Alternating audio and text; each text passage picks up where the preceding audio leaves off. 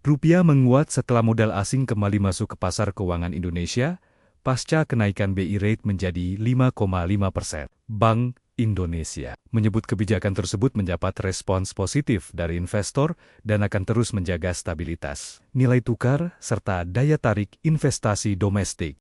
Harga minyak dunia anjlok ke level terendah sejak April tahun 2026 setelah Presiden Amerika Serikat, Donald Trump, mengisyaratkan kesepakatan damai dengan Iran dapat tercapai dalam waktu dekat. Harga minyak Brent turun ke kisaran $89 AS per barel, sementara WTI berada di level $86 AS per barel. Penurunan terjadi seiring optimisme pasar terhadap meredanya konflik yang selama ini mengganggu pasokan energi global. Meski demikian, hingga kini Iran belum memberikan konfirmasi resmi terkait kemungkinan tercapainya kesepakatan dengan Amerika Serikat.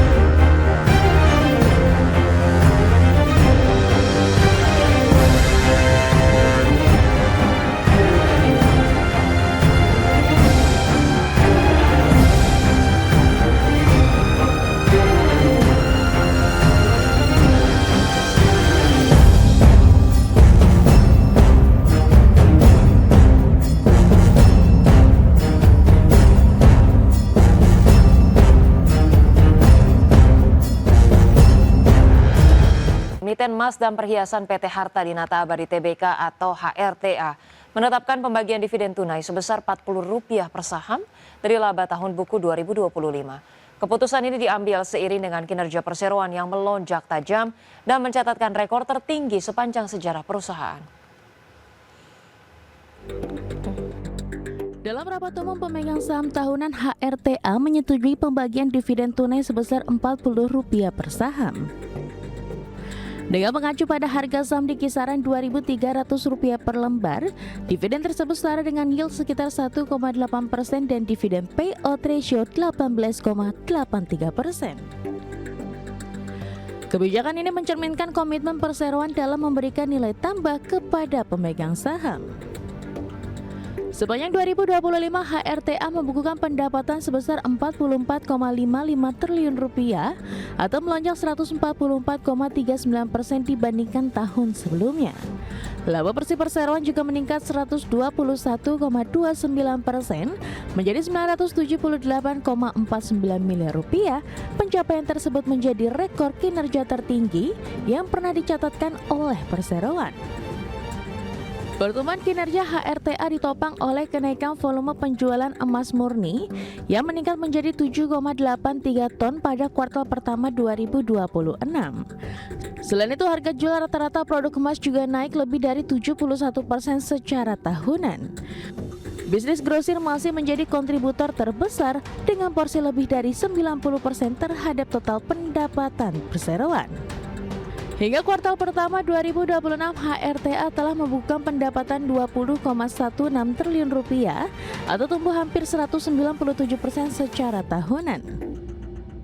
Laba bersih juga melonjak 189% menjadi Rp433,49 miliar. Didukung jaringan distribusi yang terus bertumbuh dan permintaan emas yang masih kuat, perseroan optimistis dapat mempertahankan momentum pertumbuhan pada tahun ini.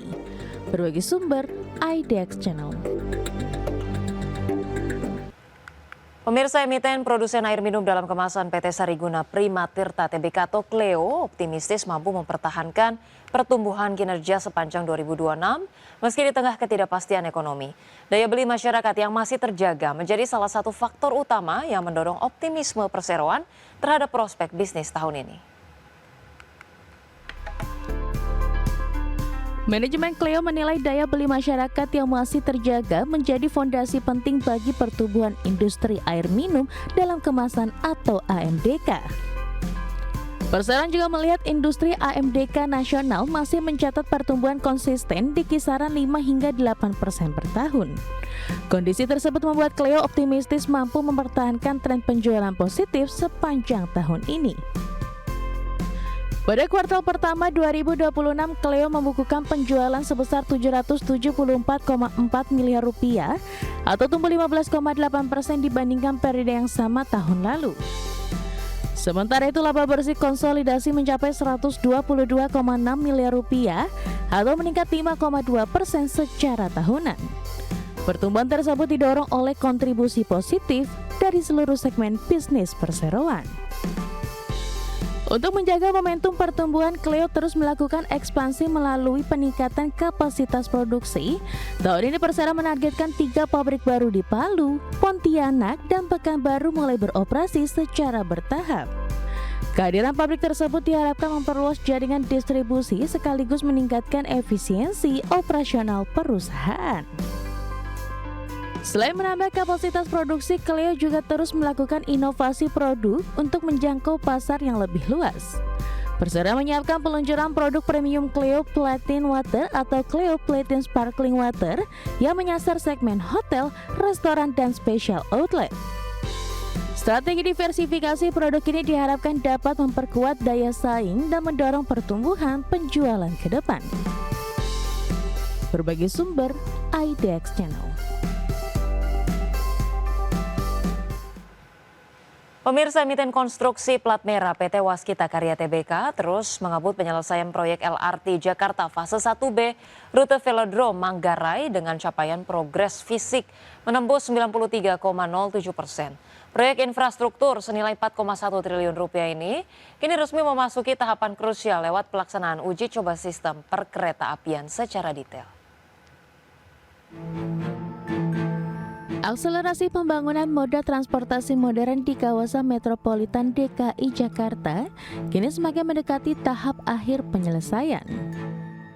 Berdasarkan laporan resminya, pihak Waskita Karya bersama PT Jakarta Propertindo atau JAKPRO telah memulai rangkaian testing and commissioning. Uji coba lintasan perdana ini dilakukan sepanjang 3,6 km yang menghubungkan stasiun Velodrome hingga kawasan stasiun Pramuka. Direktur Utama JAKPRO Iwan Takwin menegaskan bahwa tahapan pengetesan komprehensif ini wajib dipersiapkan secara matang guna menguji integrasi persinyalan, kelistrikan, hingga sistem komunikasi kereta sebelum dioperasikan secara komersial. Pelaksanaan mega proyek di tengah jantung ibu kota ini diakui menghadapkan tim insinyur domestik pada tantangan ruang kerja yang sangat terbatas. Direktur Operasi 2 Waskita Karya Paulus Budi Kartiko menjelaskan bahwa manajemen menerapkan inovasi keselamatan ketat guna mengelola kendala kepadatan lalu lintas jalan raya. Salah satu pembuktian keandalan teknik konstruksi tersebut dilakukan saat membangun struktur layang di atas jalur aktif Jalan Tol Wiyoto Wiono. Dengan mengoptimalkan jam kerja malam hari, Waskita memanfaatkan metode balance cantilever dengan bentangan horizontal atau span sepanjang 120 meter. Penerapan sistem manajemen pengamanan serta survei monitoring berkala setiap hari tersebut pada akhirnya berhasil membuahkan hasil membanggakan berupa capaian zero accident. Dalam perkembangan terbaru lapangan, hasil uji coba perjalanan kereta atau train run dilaporkan mampu melaju dengan lancar menggunakan pasokan daya listrik penuh. Keberhasilan interkoneksi ini sekaligus menandai kemajuan arsitektur infrastruktur Indonesia yang mampu meramu moda transportasi massal berdampingan dengan jalur logistik existing. Manajemen Waskita optimistis kehadiran LRT Jakarta fase 1B akan memperkuat konektivitas antar wilayah sekaligus mendorong peralihan massal masyarakat ke transportasi publik. Berbagai sumber, IDX Channel. Kejaksaan Agung resmi menahan mantan Kepala Badan Gizi Nasional, Dadan Hindayana beserta dengan mantan Wakil Kepala BGN, Lodewijk Pusung dan Sony Sanjaya dalam kasus dugaan korupsi tata kelola program makan bergizi gratis. Ketiganya disangkakan melakukan intervensi, verifikasi hingga terafiliasi dengan sejumlah Yayasan Satuan Pelayanan Pemenuhan Gizi atau SPPG. Direktur Penyidikan Jampitsus Kejagung Syarif Sulaiman Nahdi mengungkapkan mantan Kepala BGN Dadan Hindayana dan 2 ex-wakil Kepala BGN Sony Sanjaya dan Lodewijk Pusung bukan hanya mengintervensi. Ketiganya diduga mendapatkan uang miliaran setiap hari dari afiliasi dengan sejumlah yayasan SPPG. Selain itu, ketiga tersangka juga diduga melakukan intervensi kepada pejabat pembuat komitmen atau PPK sehingga ditemukan dugaan adanya penggelembungan harga barang dan jasa saat proses pengadaan. Yayasan tersebut terafiliasi diantara dimiliki oleh saudara DH, saudara SS, dan saudara LP.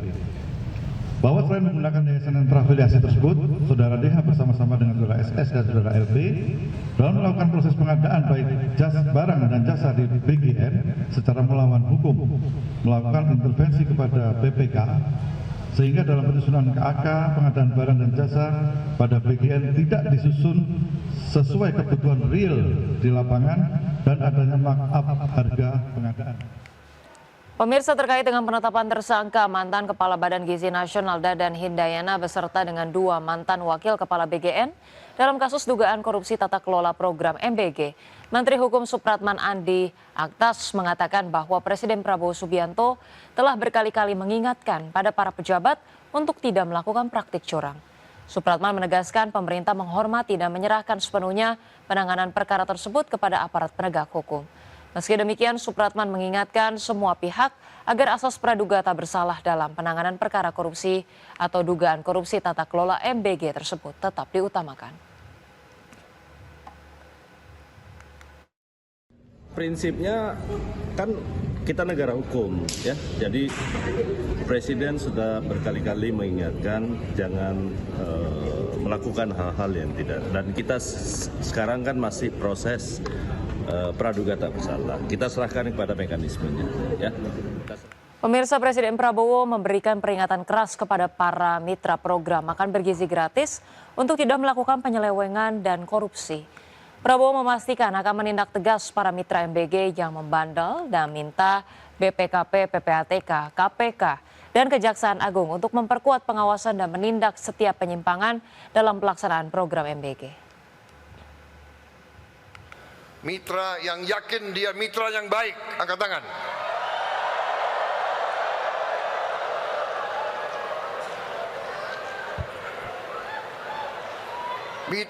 Oke, turun mitra yang baik. Turun mitra yang baik. Mitra yang brengsek, angkat tangan, angkat tangan.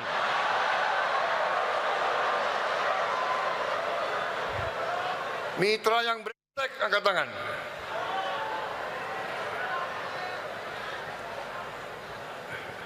Enggak ngaku ya.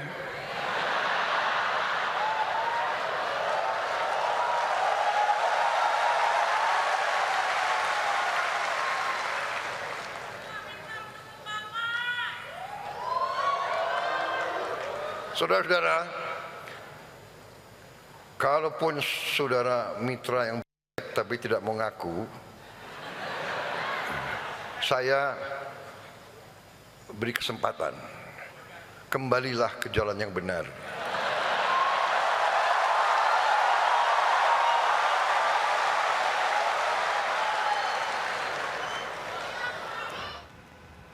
Pemirsa, Menteri Keuangan Purbaya Yudi Sadewa menilai pelemahan rupiah saat ini lebih didorong sentimen negatif pasar dan akan menguat seiring dengan fundamental ekonomi yang tetap terjaga. Guna menjaga stabilitas nilai tukar rupiah, Purbaya siap meningkatkan koordinasi dalam KSSK. Menteri Keuangan Purbaya Yudi Sadewa memastikan akan mendorong koordinasi dalam Komite Stabilitas Sistem Keuangan atau KSSK untuk menjaga stabilitas nilai tukar rupiah yang terus mengalami tekanan. Menurut Purbaya, meski kewenangan menjaga stabilitas rupiah tetap berada di tangan Bank Indonesia, namun jika diperlukan koordinasi yang lebih intensif, KSSK akan mengambil langkah untuk memperbaiki kondisi nilai tukar rupiah. Purbaya menyebut pelemahan nilai tukar rupiah lebih banyak dipicu oleh sentimen pasar dibandingkan kondisi fundamental ekonomi nasional. Beredarnya berbagai isu dan spekulasi negatif sempat mempengaruhi persepsi pelaku pasar. Purbaya meyakini seiring fundamental ekonomi yang stabil, rupiah akan kembali ke levelnya. Ya masih Pak, Bapak sebagai ketua ngelihat ini makin lemah terus Pak, bahkan mau 18.000 Pak. Kalau Pak Peri sendiri ngomong Juli baru menguat, nah ini selama Juni ini berarti bisa 18.000 lebih ya Pak? Enggak, kalau kita lihat kan tiba-tiba aja penguatan pelemahannya 1-2 hari ini kan. Terus ada isu macam-macam, ada rumor macam-macam di pasar. Ada yang bilang saya suruh perbankan melakukan stress test kalau rupiahnya 18.000 lebih. Padahal saya nggak pernah isu seperti itu. Jadi banyak isu-isu di pasar yang membuat sentimen ke rupiah negatif. Tapi kalau kita lihat, kewajiban saya adalah menjaga fondasi ekonomi aja, supaya ekonominya berjalan terus semakin cepat. Karena pada akhirnya kita percaya rupiah akan ditentukan oleh fondasi ekonominya.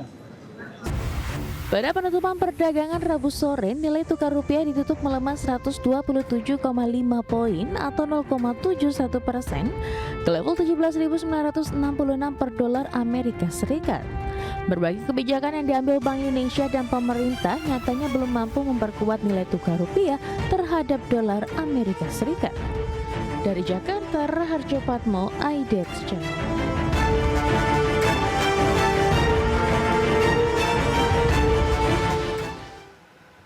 Pemirsa, nilai tukar rupiah terhadap dolar Amerika Serikat kembali tertekan 0,27% hingga menembus 18.015 rupiah per dolar Amerika Serikat pada perdagangan Kamis pagi. Posisi tersebut menjadi salah satu level terlemah rupiah dalam beberapa waktu terakhir, sekaligus menandai rupiah ke ambang psikologis baru 18.000 per dolar Amerika Serikat. Sejumlah kalangan menilai pelemahan nilai tukar rupiah ini mencerminkan kuatnya tekanan eksternal di tengah meningkatnya ketidakpastian global, ditambah sentimen domestik yang masih kurang kondusif. Selain itu, sejumlah data ekonomi Amerika yang dirilis lebih baik dari perkiraan pasar turut memperkuat mata uang negeri paman Sam.